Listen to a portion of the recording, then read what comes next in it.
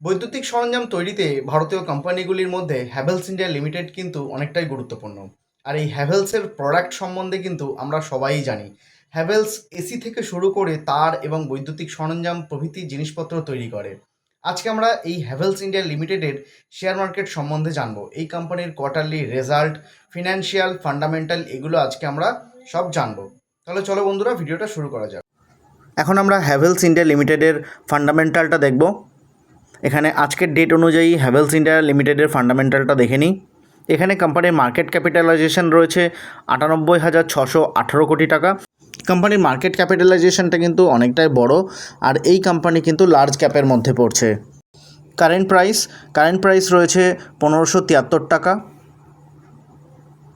52 week low high, 52 week low হয়েছিল 1360 টাকা, আর 52 week high হয়েছিল 2106 টাকা।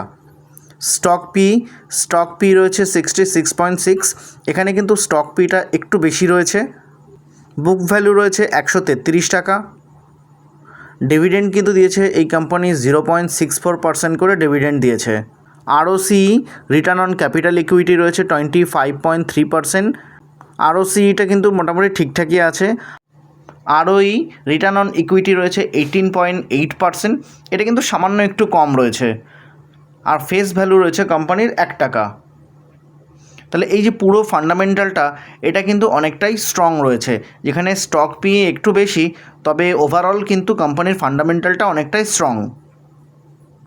এখন আমরা কোয়ার্টারলি রেজাল্টটা দেখে নিই কোম্পানির। মার্চের 2025 কিন্তু কোম্পানির Q4-এর রেজাল্ট বেরিয়েছে। এই যে Q4-এর রেজাল্টটা, এটা এখন আমরা দেখব। এখানে সেলসটা দেখি প্রথমেই। সেলসটা কিন্তু কোম্পানির প্রত্যেক কোয়ার্টারেই বাড়ছে। গত ডিসেম্বরে ছিল হচ্ছে 4,889 কোটি টাকা, আর মার্চে কিন্তু হয়েছে তোমার 6,544 কোটি টাকা। এটা কিন্তু অনেকটাই বেড়েছে কোম্পানির সেলস। এই সেলসটা কিন্তু দেখছো বন্ধুরা, প্রত্যেক কোয়ার্টারে কিন্তু কনস্ট্যান্টলি বেড়ে চলেছে।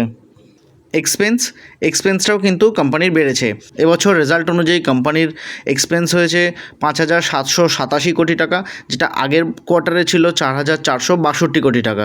তাহলে কিন্তু এই কোয়ার্টারে তোমার এক্সপেন্সটা বেড়েছে। প্রত্যেক কোয়ার্টারেই কিন্তু এক্সপেন্সটা বাড়ছে, আর সেলসটাও কিন্তু সেই অনুযায়ী সেলসটাও কিন্তু অনেকটাই বেড়েছে।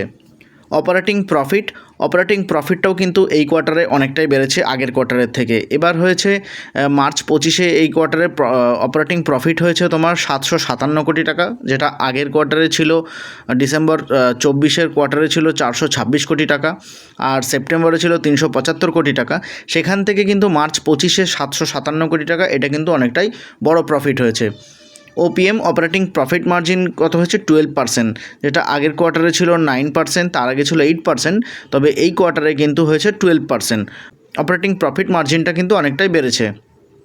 আদার্স ইনকাম হয়েছে এই কোয়ার্টারে 69 কোটি টাকা। ইন্টারেস্ট হয়েছে 15 কোটি টাকা, আর ডিপ্রিসিয়েশন কিন্তু 110 কোটি টাকা। এখানে কিন্তু 110 কোটি টাকা অপচয় হয়েছে। প্রফিট বিফোর ট্যাক্সটা কিন্তু বেড়েছে। এখানে এই কোয়ার্টারের রেজাল্ট অনুযায়ী মার্চ 25-এ প্রফিট হয়েছে 701 কোটি টাকা, যেটা আগের কোয়ার্টারে ছিল 377 কোটি টাকা, তার আগের সেপ্টেম্বরে ছিল 363 কোটি টাকা। সেখানে কিন্তু তোমার আগের কোয়ার্টারের থেকে এবারে অনেকটাই কিন্তু প্রফিট বেড়েছে, যেটা ট্যাক্স দেওয়ার আগে। ট্যাক্স দিয়েছে কত 26% ট্যাক্স দিয়েছে, আর ট্যাক্স দেওয়ার পরে নেট প্রফিট হয়েছে মার্চের 25-এর রিপোর্ট অনুযায়ী 517 কোটি টাকা। এটা কিন্তু একটা কোয়ার্টারের প্রফিট 517 কোটি টাকা, যেটা আগের কোয়ার্টারে ছিল 278 কোটি টাকা। সেখান থেকে এই কোয়ার্টারে মার্চ 25 কোয়ার্টারে হয়েছে 517 কোটি টাকা। এটা কিন্তু অনেকটাই বেড়েছে প্রফিটটা, আর যেটা ট্যাক্স দেওয়ার পরে। দেখছো বন্ধুরা, প্রত্যেক কোয়ার্টারে কিন্তু কনস্ট্যান্টলি প্রফিট বাড়ছে, আর এখানে ইপিএস আর্নিংস পার শেয়ারটাও কিন্তু বেড়েছে আগের কয়েক কোয়ার্টারের তুলনায়। এই মার্চ 25-এর কোয়ার্টারে কিন্তু ইপিএসটা অনেকটা বেড়েছে। যে কোনো কোম্পানির কাছেই কিন্তু কোয়ার্টারলি রেজাল্টটা অনেকটাই গুরুত্বপূর্ণ, আর এখানে এই কোম্পানিরও কিন্তু প্রত্যেকটা কোয়ার্টারের কিন্তু একটা দারুণ রেজাল্ট রয়েছে। এখন কোম্পানির 1 বছরের প্রফিট আর লসটা দেখব। এখানে মার্চ 2025-এর রেজাল্টটা এখানে রয়েছে। এখানে এখন আমরা ডিটেলসটা দেখে নিই। সেলস দেখো বন্ধুরা, সেলস কিন্তু মার্চ 25-এ অনেকটাই বেড়েছে। এবার হয়েছে 21,778 কোটি টাকা, যেটা গত বছর ছিল 18,590 কোটি টাকা। সেখান থেকে কিন্তু অনেকটাই সেলস বেড়েছে। 21,778 কোটি টাকা হয়েছে কিন্তু এবছরের সেলস। 2024-25 অর্থবর্ষে অনেকটাই কিন্তু তোমার সেলস বেড়েছে। এবার এক্সপেন্সটাও কিন্তু এখানে অনেকটা বেড়েছে আগের বছরের থেকে। মার্চ 25-এ হয়েছে 19,603 কোটি টাকা, যেটা গত বছর ছিল মার্চ 24-এ 16,709 কোটি টাকা, আর তার আগের বছর ছিল 15,290 কোটি টাকা। কনস্ট্যান্টলি কিন্তু এক্সপেন্সটাও বেড়েছে, সেলসটাও বেড়েছে। অপারেটিং প্রফিট, এবছর অপারেটিং প্রফিট হয়েছে কিন্তু 2,175 কোটি টাকা, যেটা গত বছর ছিল 1,881 কোটি টাকা মার্চ 2024-এ, আর তার আগে মার্চ 2023-এ ছিল 1,621 কোটি টাকা। সেই তুলনায় কিন্তু মার্চ 2025-এ প্রফিটটা কিন্তু অনেকটাই বেড়েছে, অপারেটিং প্রফিটটা অনেকটাই বেড়েছে, 2,175 কোটি টাকা হয়েছে। আর কনস্ট্যান্টলি কিন্তু এই প্রফিটটা বেড়েই চলেছে। অপারেটিং প্রফিট মার্জিন হয়েছে 10%, এবছরের রেজাল্ট অনুযায়ী অপারেটিং প্রফিট মার্জিন হয়েছে 10%। আদার্স ইনকাম হয়েছে 288 কোটি টাকা, ইন্টারেস্ট দিয়েছে 72 কোটি টাকা, আর ডিপ্রিসিয়েশন 400 কোটি টাকা কিন্তু এখানে অপচয় হয়েছে। প্রফিট বিফোর ট্যাক্স দেওয়ার আগে কিন্তু এবছর প্রফিট হয়েছে 1990 কোটি টাকা, যেটা কিন্তু গত বছরের তুলনায় অনেকটাই বেশি। গত বছর হয়েছিল 1,707 কোটি টাকা মার্চ 24-এ, আর মার্চ 23-এ হয়েছিল 1,447 কোটি টাকা, আর সেখানে কিন্তু মার্চ 2025-এ হয়েছে 1990 কোটি টাকা। এই প্রফিটটা ট্যাক্স দেওয়ার আগে এটা কিন্তু অনেকটাই বেশি হয়েছে। ট্যাক্স দিয়েছে 26%, আর ট্যাক্স দেওয়ার পরে হয়েছে নিট প্রফিট 1,470 কোটি টাকা। এটা কিন্তু একটা কোম্পানির এক বছরের প্রফিট 1,470 কোটি টাকা, যেটা গত বছর হয়েছিল 1,271 কোটি টাকা, আর তার তুলনায় কিন্তু অনেকটাই বেড়েছে, প্রফিটটা বেড়েছে। মার্চ 23-এ ছিল হচ্ছে 1,072 কোটি টাকা, 24-এ হয়েছিল 1,271 কোটি টাকা, আর মার্চ 25-এ হয়েছে 1,470 কোটি টাকা। এটা কিন্তু একটা কোম্পানির কাছে অনেকটাই বড় প্রফিট, আর সেই তুলনায় কিন্তু ইপিএসটাও গত বছরের থেকে বেড়েছে। আর্নিংস পার শেয়ারটাও গত বছর যা ছিল, এবছর মার্চ 25-এর রেজাল্ট অনুযায়ী কিন্তু আর্নিংস পার শেয়ারটাও অনেক বেড়েছে, আর ডিভিডেন্ড দিয়েছে কোম্পানি 43%। তাহলে এই যে পুরো প্রফিটটা এক বছরের কোম্পানির কিন্তু অনেকটাই স্ট্রং পজিশনে রয়েছে। প্রত্যেক বছরই কিন্তু কোম্পানির প্রফিটটা বাড়ছে, একটা স্ট্রং পজিশনের দিকে কিন্তু এগোচ্ছে কোম্পানি। এবার আমরা কোম্পানির ফিনান্সিয়ালটা দেখব।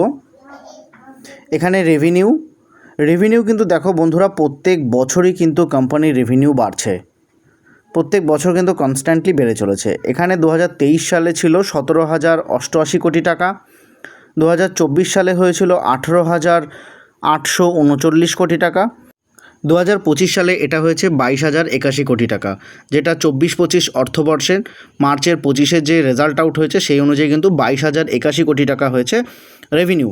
প্রফিটটা এবার দেখব আমরা। প্রফিট কিন্তু দেখো প্রত্যেক বছরই বাড়ছে, তবে 2023-এ প্রফিটটা একটু কম ছিল, তবে এবার কিন্তু 24-25-এ যে রেজাল্ট বেরিয়েছে সেই অনুযায়ী কিন্তু প্রফিট অনেকটাই বেশি। 23-এ হয়েছিল 1,072 কোটি টাকা, 2024 সালে হয়েছিল 1,271 কোটি টাকা, আর 2025 সালে কিন্তু সেটা হয়েছে, দেখো 2025 সালে হয়েছে 1,470 কোটি টাকা। এটা কিন্তু 24-25 অর্থবর্ষের এক বছরের প্রফিট কোম্পানির। আর এই প্রফিটটা কিন্তু প্রত্যেক বছরই কিন্তু দেখছো বন্ধুরা, প্রত্যেক বছরে কিন্তু প্রফিটটা বেড়ে চলেছে, যা কোম্পানি কিন্তু একটা গুড সাইন, আর কোম্পানি কিন্তু প্রত্যেক বছরে কিন্তু একটা স্ট্রং পজিশনের দিকে এগোচ্ছে। এবার আমরা দেখে নিই নেট ওর্থ। কোম্পানির নেট ওর্থ কিন্তু প্রত্যেক বছরই বাড়ছে। এবার 2025 সালে হয়েছে মার্চের রেজাল্ট অনুযায়ী 8,341 কোটি টাকা। এটা 24-25 অর্থবর্ষের রিপোর্টে এটা হয়েছে, যার আগের বছর ছিল 24-এ ছিল 7,447 কোটি টাকা, 2023-এ ছিল 6,625 কোটি টাকা, আর 22-এ ছিল 6,003 কোটি টাকা, আর 21-এ ছিল 5,178 কোটি টাকা। তাহলে সেই তুলনায় কিন্তু এখন 2025-এ যেখানে হয়েছে 8,341 কোটি টাকা, এটা কিন্তু প্রত্যেক বছর যেমন বাড়ছে, আর এবছর কিন্তু অনেকটাই বেশি বেড়েছে নেট ওর্থ, যেটা কোম্পানির কিন্তু একটা খুবই ভালো দিক। এবার আমরা এই হ্যাভেলস ইন্ডিয়া লিমিটেডের শেয়ার হোল্ডিং প্যাটার্নটা দেখব। মার্চ 25 অনুযায়ী শেয়ার হোল্ডিং প্যাটার্নে প্রমোটার্সরা এই কোম্পানির শেয়ার হোল্ড করেছে 59.41%, ফরেন ইনস্টিটিউশন হোল্ড করেছে 22.31%, আদার ডোমেস্টিক ইনস্টিটিউশন হোল্ড করে রয়েছে এই কোম্পানির শেয়ার 7.32%, রিটেল অ্যান্ড আদার্সে রয়েছে 5.52%, আর মিউচুয়াল ফান্ডে রয়েছে 44%। তাহলে এই প্রোমোটার্স থেকে শুরু করে foreign institution, domestic institution, retail and mutual fund একটা কিন্তু স্ট্রং পজিশনে এই কোম্পানির শেয়ার হোল্ড করে রয়েছে। শেয়ার মার্কেটে ইনভেস্ট বাজারগত ঝুঁকি সাপেক্ষ। এই ভিডিওটি শুধুমাত্র কোম্পানির সম্বন্ধে তথ্য জানানো এবং শিক্ষার উদ্দেশ্যে তৈরি করা হয়েছে। আমাদের চ্যানেলের কোনো ভিডিও শেয়ার মার্কেটে কোনো কোম্পানির শেয়ার বাই বা সেল করার জন্য উদ্বুদ্ধ করে না।